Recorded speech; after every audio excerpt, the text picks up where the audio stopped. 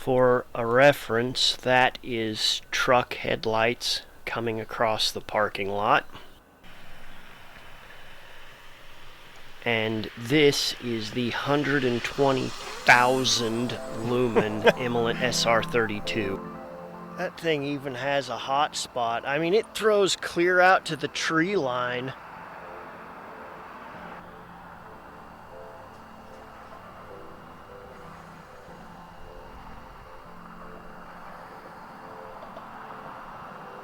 Unreal.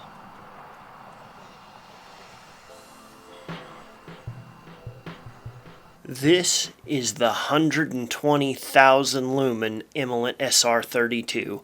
It's the world's new brightest flashlight. In this video, we're going to compare the output to top industry competitors. Then we'll take a look at other substantial improvements that Emerald has made to the design, like the carry handle with a side switch and the heat sinking. Finally, we'll compare it to a very special surprise light that I think probably less than 5% of the people watching this channel have ever even seen. We're going to get right into it for those of you that just want the beam shots.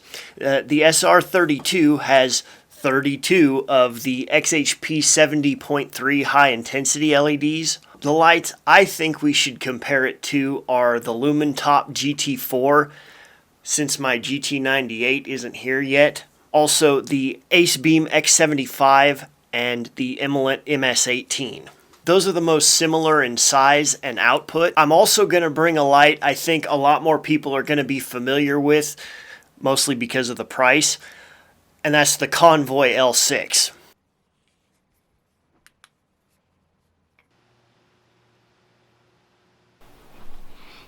Okay, I have an idea. I will go across to the other side of the lake and point the flashlight this direction, and you guys just stay right here.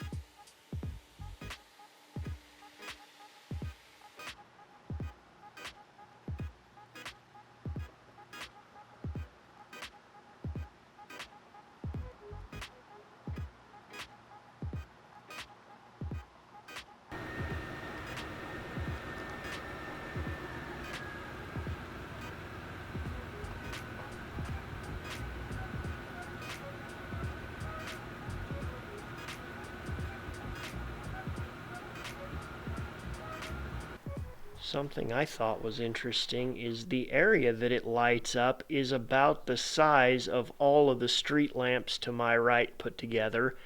And if you look directly behind me, that little dot is still my truck headlights.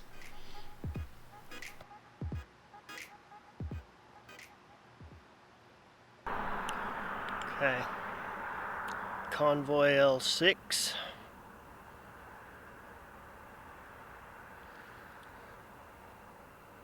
BLF GT94.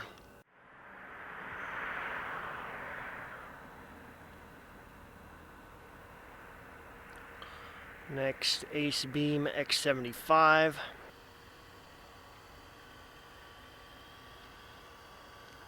Emerald MS18.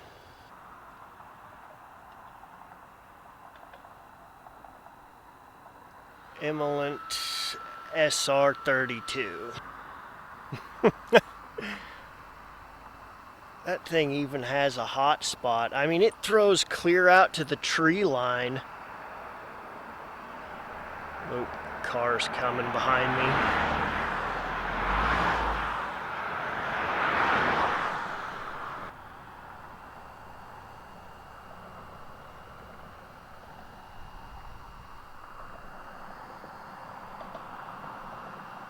Unreal.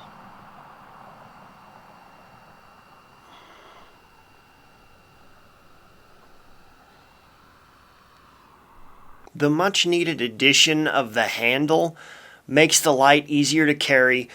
The weight is not centered. If it had a battery pack about twice as long, then it would be. But my favorite part is that they added an easy to find switch on the side of the handle. Imolent's notorious for hiding the on switch, and they also kept that hidden switch too, which ironically is much less hard to find when you have the handle to index with. But the handle is removable if you prefer to hunt for the switch.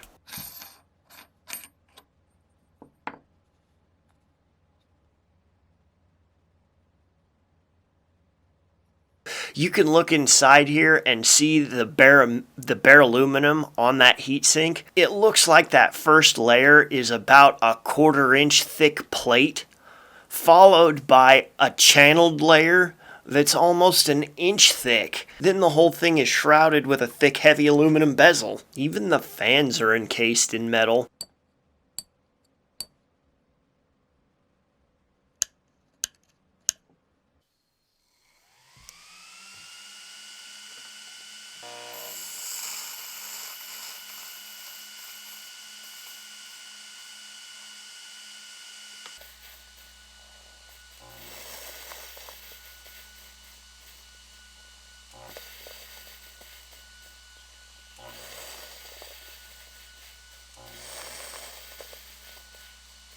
Let's go on a fun trip. One where we travel back in time.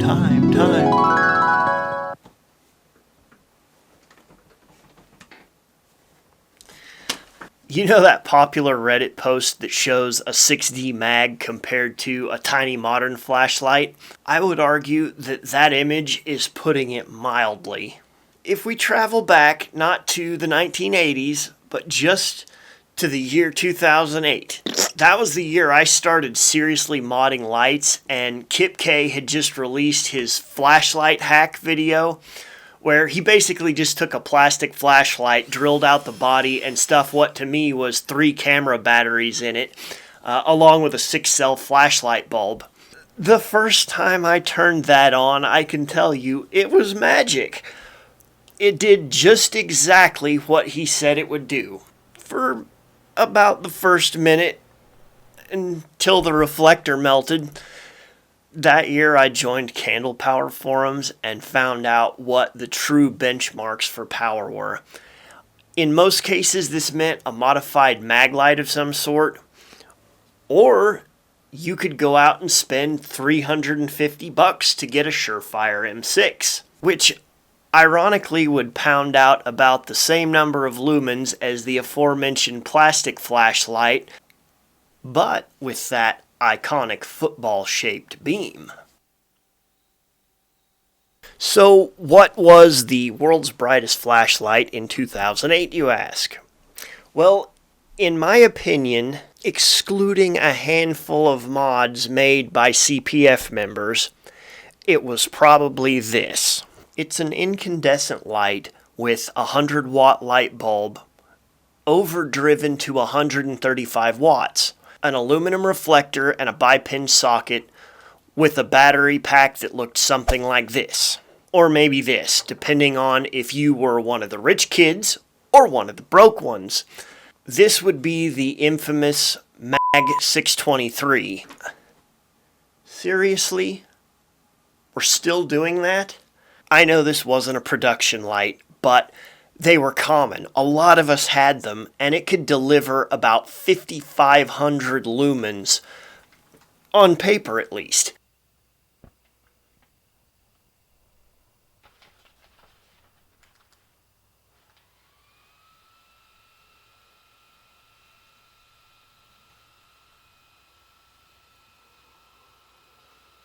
Gets to smoke just as fast, but not flames quite as quick.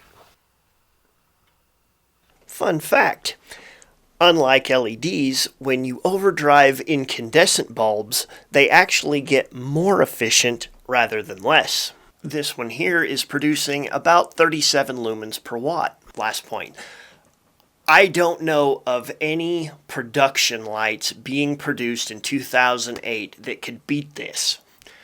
maybe you do, even if you spent $2,750 to get a Maxa-Beam, it would only net you about 1,800 lumens.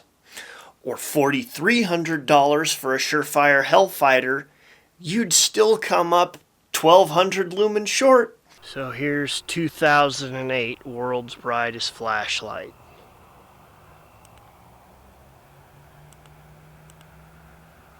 That's Mag 64623. Let's see if we can get her focused a little there. Yep. It's an oldie but a goodie. Getting the tree line. Man, I love these lights. Okay, that's 2008 World's Brightest Flashlight. Here goes 2023 World's Brightest Flashlight.